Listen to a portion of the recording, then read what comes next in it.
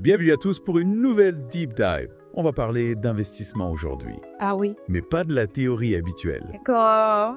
On va se pencher sur les erreurs, Oui. celles que même les investisseurs expérimentés commettent. Ah oui, les erreurs, c'est précieux, professeur. C'est en les analysant qu'on apprend le plus, surtout en investissement. Exactement. Et pour ce Deep Dive, on s'appuie sur un épisode d'un podcast en français de Smart Investor Podcast. L'animateur y partage 3 de ses plus grosses erreurs. Ok. L'idée, c'est d'aller au-delà du simple récit et de décortiquer les mécanismes psychologiques qui l'ont poussé à faire ses choix. C'est là que ça devient vraiment intéressant. On peut tous se dire « je n'aurais jamais fait ça Oui. ». Mais en réalité, on est tous sujets au même biais cognitif. Tout à fait. La première erreur qu'il partage, c'est d'avoir vendu ses actions Nvidia trop tôt. Ah. On connaît tous Nvidia, l'entreprise qui a explosé pendant la pandémie, Oui. notamment grâce aux cartes graphiques pour gamers. Là, Nvidia, une success story incroyable. Mais revenons à notre investisseur. Oui. Il a vendu ses actions alors qu'elles étaient en pleine ascension. Qu'est-ce qui a pu le motiver à faire ça? Il explique qu'il a été pris par la frénésie du moment.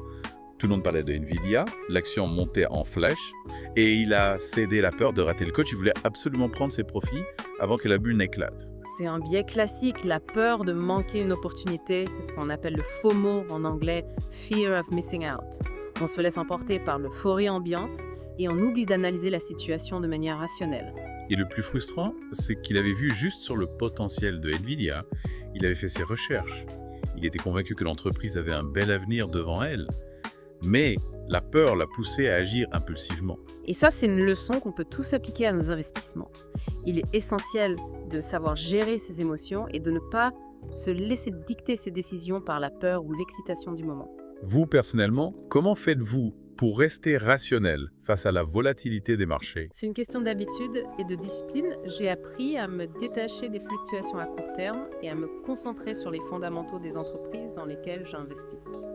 C'est un excellent conseil. Mais revenons à notre investisseur et à sa deuxième erreur cette fois-ci, c'est la peur qui l'a poussé à vendre, mais pas le FOMO. Ah, la peur, l'autre grand ennemi de l'investisseur. De quelle entreprise part-il cette fois? Il s'agit de Meta, anciennement Facebook. Imaginez le contexte. L'action est en chute libre, Zuckerberg mise tout sur le métaverse, un concept qui laisse beaucoup de gens sceptiques. Un contexte assez anxiogène, on peut le dire. Beaucoup d'investisseurs ont paniqué face à l'incertitude entourant Meta. Et c'est précisément ce qui est arrivé à notre investisseur. Il s'est laissé submerger par le flot de nouvelles négatives et a vendu ses actions persuadé que l'entreprise était condamnée. C'est le piège classique de la vente sous le coup de la panique. On se focalise sur les événements à court terme et on oublie de prendre en compte le potentiel à long terme de l'entreprise. Exactement. Il a cédé à la peur, alors qu'il aurait peut-être dû se poser et analyser la situation plus en profondeur. C'est là qu'intervient l'importance d'avoir une stratégie d'investissement claire et de s'y tenir, même lorsque le marché devient turbulent. D'ailleurs, on voit bien avec Meta que les choses peuvent changer rapidement. Après une période difficile, l'entreprise a su se redresser et l'action a repris de la valeur. Ce qui nous montre qu'il est important de ne pas se laisser aveugler par les émotions et de garder la tête froide. C'est une leçon précieuse et je suis sûr que beaucoup d'entre vous se reconnaissent dans cette situation. Avez-vous déjà vendu une action sous le coup de la panique pour ensuite le regretter? C'est une expérience assez courante malheureusement, mais l'important c'est d'en tirer des leçons et d'apprendre à mieux gérer ses émotions. Absolument. Bon, on a vu 2 erreurs, 2 émotions différentes qui ont conduit à de mauvais choix. Et pour la 3e erreur, il s'agit encore d'une autre émotion. J'ai hâte de savoir de quelle émotion il s'agit.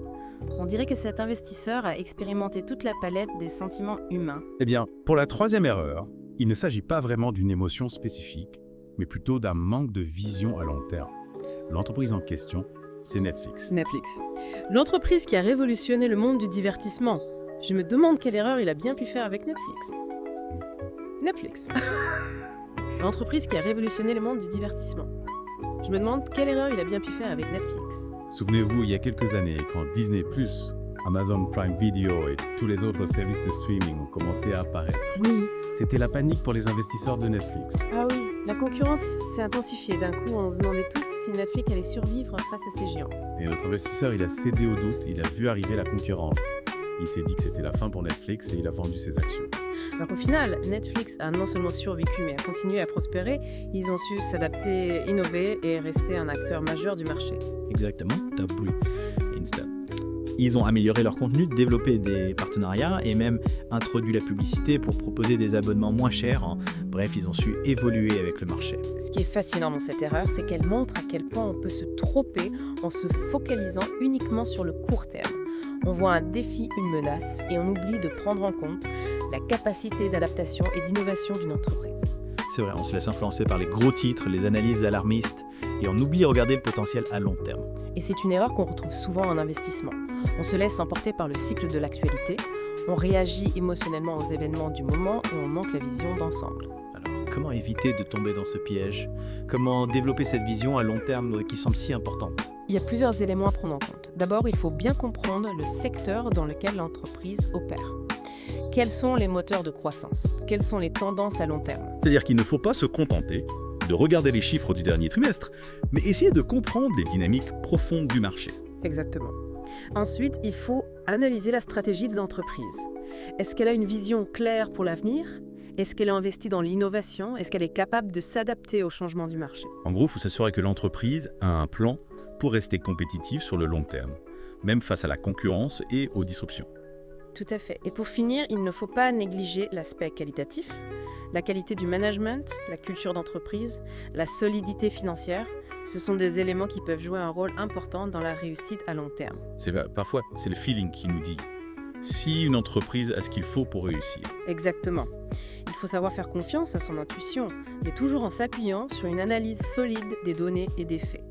En résumé, pour développer une vision à long terme, il faut comprendre le secteur, analyser la stratégie de l'entreprise et ne pas négliger les aspects qualitatifs. C'est une excellente synthèse. Et n'oublions pas que la patience est la clé.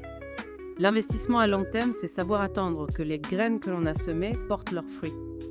Et ça demande une certaine dose de discipline et de confiance en soi. Absolument. Il faut savoir résister à la tentation du gain rapide et rester concentré sur ses objectifs à long terme. Alors pour récapituler les 3 erreurs qu'on a vues aujourd'hui, la vente trop tôt, par peur de rater le coche, la vente sous le coup de la panique, et la vente par manque de vision à long terme. On a vu que derrière chaque erreur se cache une leçon précieuse sur la psychologie de l'investisseur. C'est vrai. Et on a vu aussi que pour réussir en investissement, il faut savoir gérer ses émotions, faire preuve de patience et développer une vision stratégique. C'est une conclusion parfaite pour cette deuxième partie de notre deep dive. Dans la troisième partie, on va aller encore plus loin et explorer des pistes concrètes pour mettre en pratique ces leçons. Restez avec nous. On arrive à la fin de notre deep dive dans les erreurs d'investissement. Et j'ai l'impression d'avoir appris une tonne. Pas seulement sur la finance, mais sur moi-même. Moi aussi, c'est fascinant de voir comment nos émotions peuvent nous jouer des tours, même quand on pense être rationnel. Exactement. On a décortiqué 3 erreurs classiques. Mais la question maintenant, c'est comment éviter de les reproduire? Oui. Comment passer de la théorie à la pratique? C'est la question clé. On a parlé de patience, de gestion, des émotions, de vision à long terme, mais comment concrètement intégrer ces principes dans nos décisions d'investissement? Eh bien, commençons par la patience. Comment résister à cette envie de gain rapide, à ce fameux FOMO qui nous pousse à acheter ou vendre au mauvais moment? Je dirais qu'il faut d'abord se fixer des objectifs clairs. Pourquoi est-ce qu'on investit? Quel est notre horizon de placement? Est-ce qu'on cherche à faire fortune rapidement ou à construire un patrimoine solide sur le long terme? C'est vrai, avoir une vision claire de ses objectifs permet de garder le cap et de ne pas se laisser distraire par les fluctuations du marché. Exactement. Ensuite, il faut apprendre à contrôler ses émotions. La peur et l'excitation sont de mauvais conseillers en investissement. Plus facile à dire qu'à faire, n'est-ce pas, quand on voit ses économies fondre à vue d'œil? C'est difficile de rester calme. Bien sûr, c'est humain, mais il existe des techniques pour gérer ses émotions. Par exemple, on peut se créer un plan d'investissement précis et s'y tenir quoi qu'il arrive. Un peu comme un pilote automatique qui nous empêche de prendre des décisions impulsives sous le coup de l'émotion. Exactement. On peut aussi se fixer des limites, par exemple, décider à l'avance qu'on ne vendra pas une action tant qu'elle n'a pas baissé de 10% ou qu'on n'achètera pas une action tant qu'elle n'a pas atteint un certain prix. Des garde-fous pour nous protéger de nous-mêmes, en quelque sorte. C'est ça. Et pour finir, parlons de la vision à long terme. Comment apprendre à voir au-delà des fluctuations du marché et identifier les entreprises qui ont un vrai potentiel. On a évoqué l'importance de comprendre le secteur d'activité et la stratégie de l'entreprise, mais y a-t-il d'autres éléments à prendre en compte? Oui, bien sûr, il faut s'intéresser à la qualité du management, à la culture d'entreprise, à la solidité financière. Et il ne faut pas hésiter à faire ses propres recherches, à lire les rapports annuels, à suivre l'actualité de l'entreprise. C'est un travail de longue haleine, mais c'est essentiel pour prendre des décisions éclairées. Absolument, l'investissement, ce n'est pas un jeu de hasard, c'est un métier qui demande du temps, de l'énergie et de la rigueur. Et c'est un apprentissage permanent. On n'arrête jamais d'apprendre, de se remettre en question, de s'adapter aux nouvelles réalités du marché. C'est ce qui rend ce domaine si passionnant. Il y a toujours quelque chose de nouveau à découvrir, de nouvelles stratégies à explorer, de nouveaux défis à relever. Et surtout, il y a la satisfaction de voir ses efforts récompensés, de voir son patrimoine grandir au fil du temps. Exactement, l'investissement c'est un marathon, pas un sprint. Il faut savoir être patient, persévérant et surtout ne jamais abandonner ses rêves. Voilà une conclusion qui donne envie de se lancer. Merci pour cette deep dive riche en enseignements et en inspiration. Merci à vous, j'espère que nos auditeurs ont apprécié cette plongée dans les erreurs d'investissement et qu'ils en sortiront grandis et plus confiants. Et n'oubliez pas, l'erreur est humaine, mais l'important, c'est d'en tirer des leçons et de ne pas les reproduire. À bientôt pour de nouvelles aventures dans le monde fascinant de l'investissement.